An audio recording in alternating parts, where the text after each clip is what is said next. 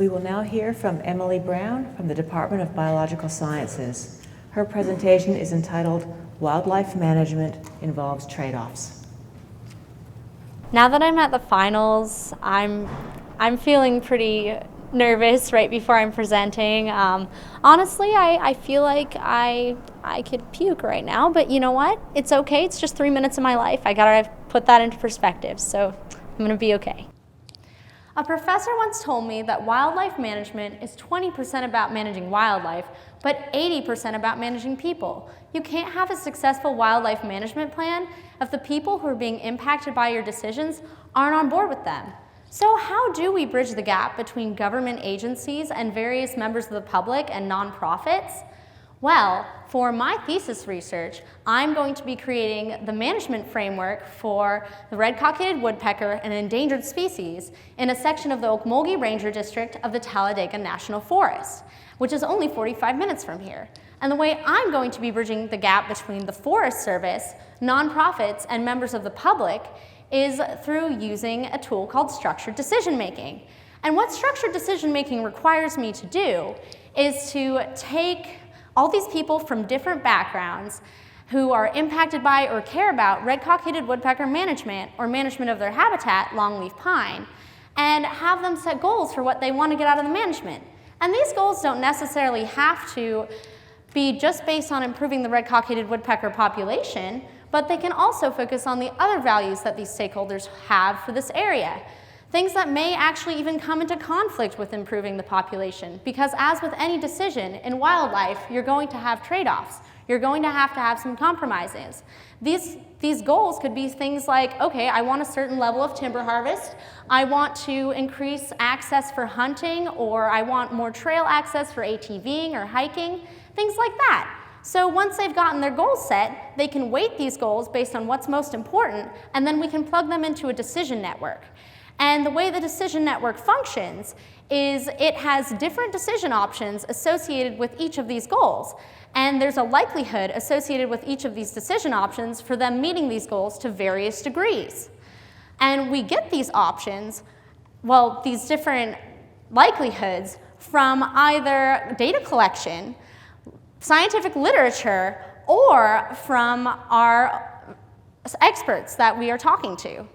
Now, once we have all this information, we can talk again to the stakeholders and have them decide what decisions we should make based on their values and on the red-cockaded woodpecker population. And what's really amazing about this network is it can be updated over time based on the actual results that we get, and we can change these likelihoods. And then we can even expand it to other parts of the Okmulgee Ranger District and even the rest of the Talladega to manage for this bird and still consider what people value. This is the future of wildlife management. You're going to have a better rapport between the public and the government, and you're going to have creative decision options because you have more voices being heard. Thank you for listening.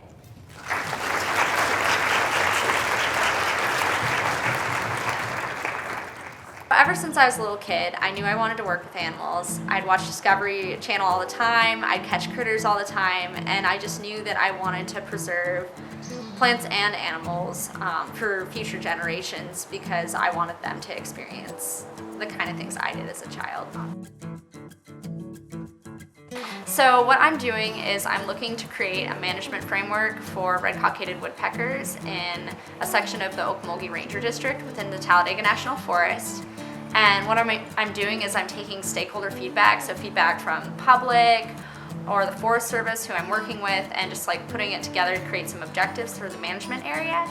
I reach out to experts in the field for each part of the network and have them provide me with a general probability of what they think would happen, because it's really hard in scientific literature to come across probabilities. I'm still using that as a way to define these probabilities as well, like I'm looking through papers, but a lot of the time it's really difficult to do that, so we use a combination of scientific literature and reaching out to people who have done tons of research in these different areas.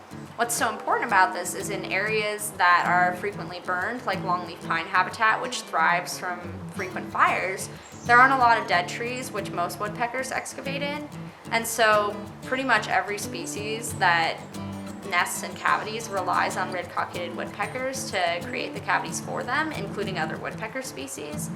So they're just very important. I actually put together a grant for the U.S. Fish and Wildlife Service, which takes these nest box kits with cameras inside of them and puts one each in like 3 different elementary schools so that people can watch these birds grow up.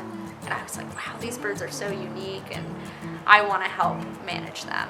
I think it'd be good to involve the public more in the management of areas they care about for wildlife so they know why we're making these management decisions and how it's going to affect them and why it's important. And we're going to take their feedback and use it to inform a management network.